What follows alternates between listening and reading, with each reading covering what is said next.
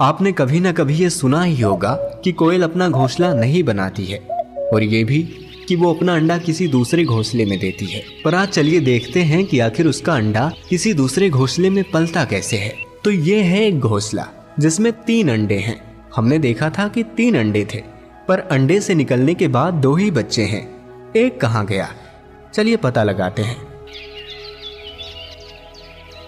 तो देखा आपने, वो बच्चा कहाँ गया था? बड़े चूजे ने छोटे बच्चों को गिरा दिया। अब वो चूजा बड़ा हो गया है जिसको उसकी माँ चारा खिला रही है। पर क्या सच में ये उसकी माँ ही है? यहाँ पर ध्यान देने वाली बात यह है कि यहाँ पर उसका हेड और उसका चोंच उसकी माँ से काफी बड़ा है। अब तो ये पूरी तरह से अपनी माँ से अलग दिख रहा है। चलिए इस पहेली को सुलझाते हैं कि आखिर ये है क्या, ये कौन सी